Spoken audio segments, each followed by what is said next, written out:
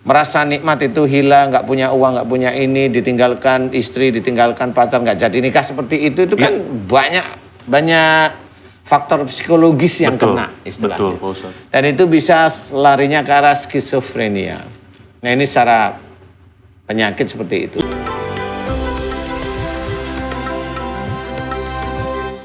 Bismillahirrahmanirrahim. Assalamualaikum warahmatullahi wabarakatuh. Waalaikumsalam warahmatullahi. Pemirsa setia Siraman Kolbu, di mana saja berada, yang insya Allah sedang menyaksikan acara ini, bagaimana kabarnya semua? Mudah-mudahan senantiasa dalam keadaan sehat walafiat ya.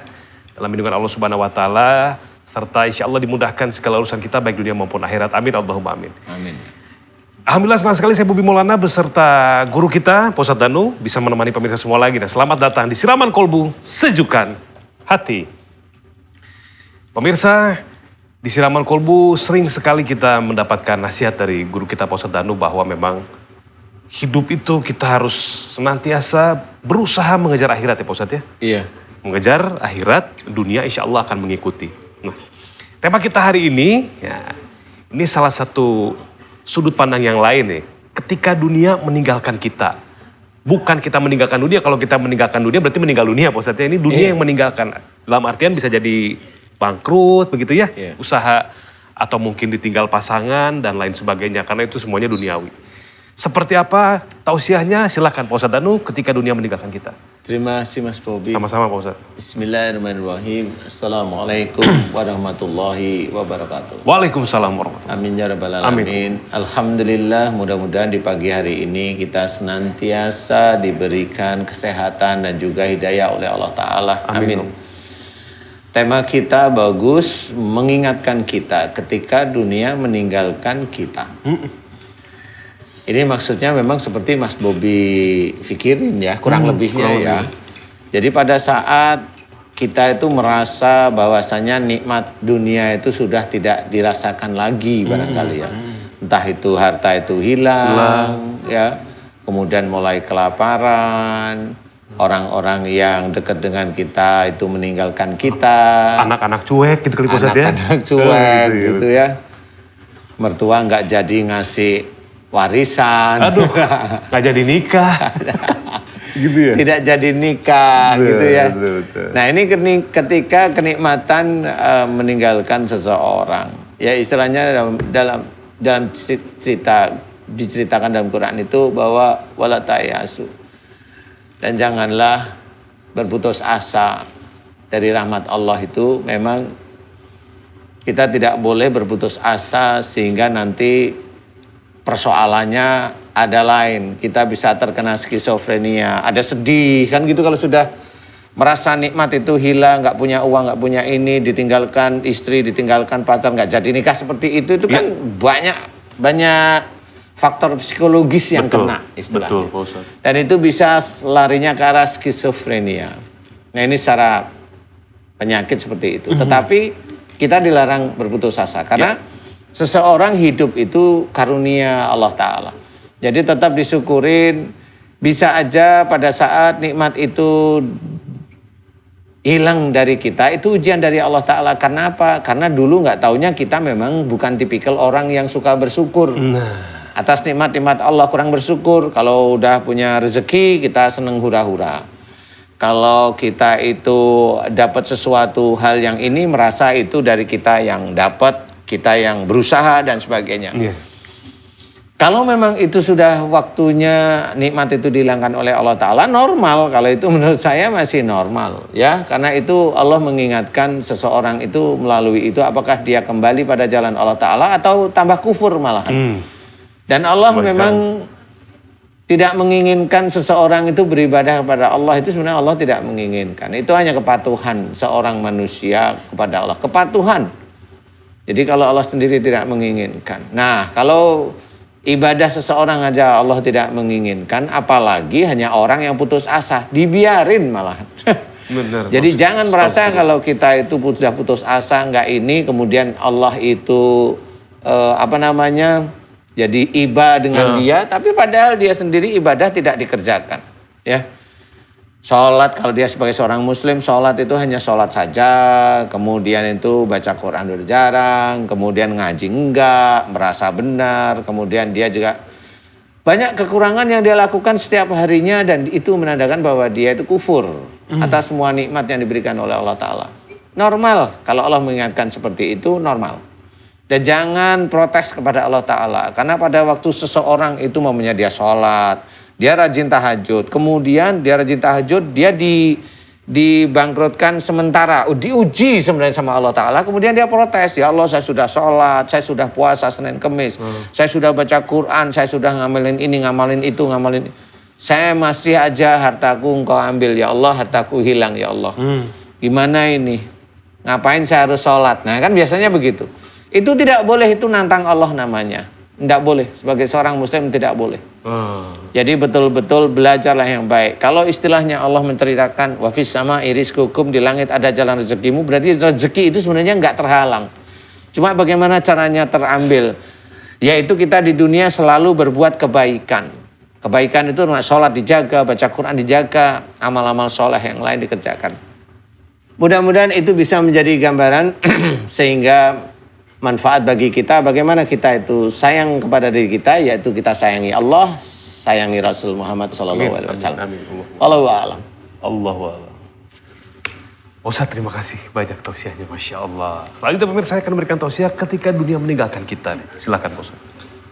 Assalamualaikum warahmatullahi wabarakatuh. Waalaikumsalam warahmatullahi wabarakatuh. Bismillah, alhamdulillah, assalatu wassalamu ala rasulillah, la hawla wa la quwata illa billah.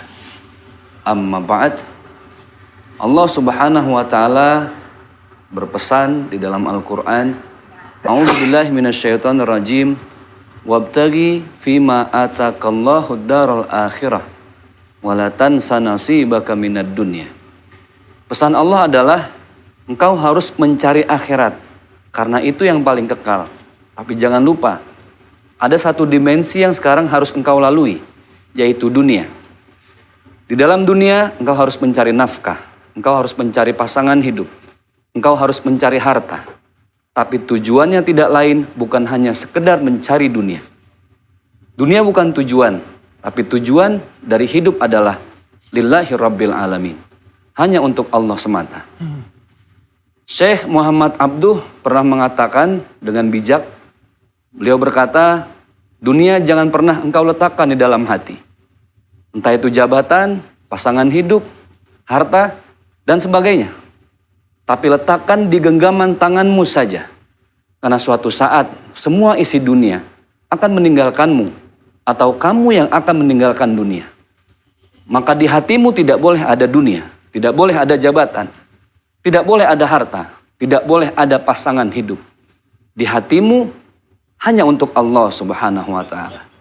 Ma fi qalbi illallah. Maka subhanallah, malaikat Jibril saja masih berpesan dan menasehati baginda Rasulullah sallallahu alaihi wasallam. Apa kata malaikat Jibril kepada Rasulullah? Ya Muhammad, isma syi'ta fa innaka mayitun. Wahai Muhammad, engkau hidup seperti apa saja bebas. Silahkan. Tapi ingat, suatu saat pasti engkau akan menjadi mayit. Yang kedua, kata malaikat Jibril kepada Rasulullah sallallahu alaihi wasallam, ya Muhammad, i'mal ma syi'ta fa innaka majziyun bihi. Muhammad, berbuat apa saja silahkan. Tapi ingat, setiap perbuatan di dunia akan diberi ganjaran yang setimpal oleh Allah Subhanahu wa taala. Fama ya'mal mithqala dzarratin khairan yarah wa may ya'mal mithqala dzarratin syarran yarah. Yang ketiga, malaikat Jibril berpesan, ya Muhammad, ahbib ma syi'ta fa innaka mufarikuhu. Silahkan Muhammad, engkau ingin mencintai dunia ini silahkan. Harta, jabatan, pasangan hidup, boleh saja. Fa innaka mufarikuhu. Tapi ingat, suatu saat engkau akan meninggalkan mereka atau mereka yang akan meninggalkan engkau terlebih dahulu. Subhanallah, dunia tidak ada yang abadi. Semakin kita mengejar dunia, maka dunia akan menjadi fata morgana. Dia menghilang. Tetapi kalau yang kita kejar Allah, maka dunia itu akan terus mengejar kita. Kejarlah Allah, karena dunia yang memiliki adalah Allah Subhanahu wa ta'ala. Jangan kejar dunianya, kejar pemiliknya. Lillahi Rabbil Alamin. Semata-mata hanya untuk Allah. Wassalamualaikum warahmatullahi wabarakatuh. Waalaikumsalam warahmatullahi wabarakatuh. Masya Allah. Terima kasih Pak Ustadz Zaki. Siap. Silahkan duduk. Wah, luar biasa. Jangan kejar dunianya, tapi kejar Allah yang memiliki dunianya ya.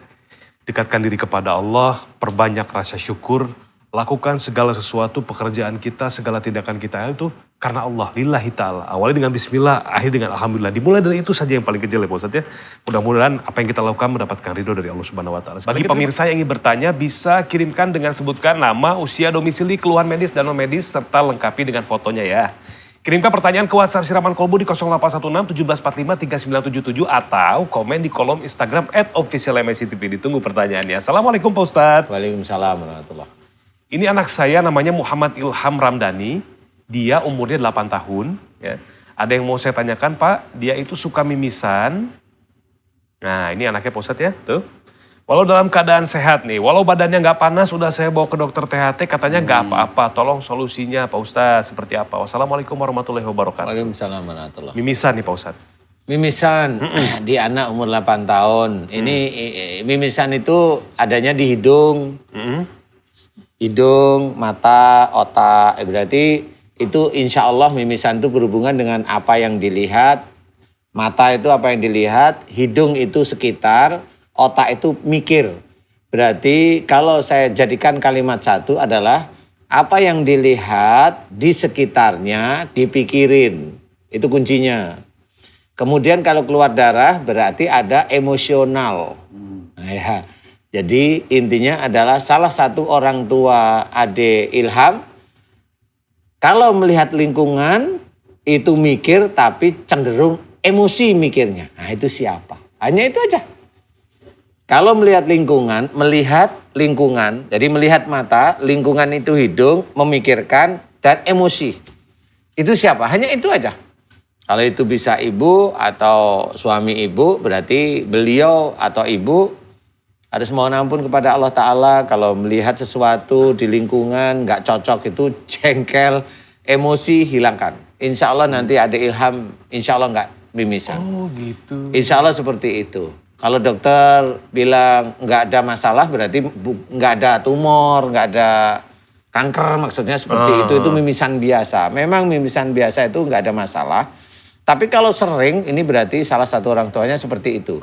Melihat sesuatu di sekitarnya dipikirin kemudian jengkel atau marah. Hanya itu aja. Keluar darah itu. Keluar darah. Marah, ya dari marah biasanya marah. Insya Allah nanti tinggal mohon ampun aja Ibu, apalagi itu tidak ada tumor, tidak ada kanker, tidak ada masalah, hanya berubah. Si orang tua, ibu boleh, suami boleh, berubahlah.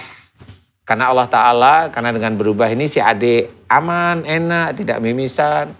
Dan besok mudah-mudahan dewasanya kecenderungannya juga jangan kayak orang tuanya, melihat nggak cocok marah. Nah, itu nanti kalau udah SMP, SMA, melihat temennya naik motor, dia ingin punya keinginan minta orang tuanya nggak dikasih, marah nanti. Nah itu tipe-tipe yang seperti itu.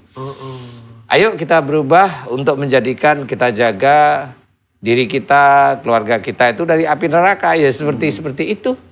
Jangan bilang anak itu nakal terus langsung minta ke orang pintar didoain agar kicep tidak marah ya nggak bisa seperti itu. Itu genetik. Jadi kalau seperti itu bisa berarti pakai hipnotis dia. Pakai ilmu. Ya. Kan ada bahasa gini. Ada orang tua datang ke orang pinter. Oh, tolong anak saya nih, aduh nggak mau diem. Naik ke pohon, saya kasih tahu nggak mau. Kata orang pinternya gampang.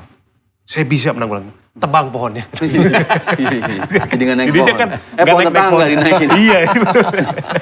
Marah tetangganya ya. Insya Allah seperti itu Ibu, mudah-mudahan difahami dan juga pemirsa yang lain kalau memang dirinya sering mimisan itu begitu aja. Melihat mata, ini kan deket sini nih mimisan nih. Mata melihat lingkungan terdekat dipikirin nggak cocok, marah hanya itu aja. Marah itu nggak harus keluar, marah itu diem, dipikirin nggak cocok itu diem. Nah, udah. Itu nanti beberapa tahun mimisan dan itu sifat itu nggak bisa hilang, mimisan akan terus. Insya Allah seperti itu. Insya Allah. Ya mudah-mudahan bisa manfaat untuk semuanya. Amin. Jadi paham, jadi nggak usah takut dengan mimisan. Ya. Hanya pola berpikir aja dirubah. Nah, ini nih yang banyak bertanya juga, apakah dari panas dalam kah? Apakah dari apa segala macam? Sekarang alhamdulillah ketemu jawabannya Pak Ustadz ya. Ya, insya Allah. Melihat lingkungan nggak cocok, ada emosi, ada marah, bisa berdarah. Apalagi kalau orang tuanya mimisan juga, udah cocok gitu berarti ya.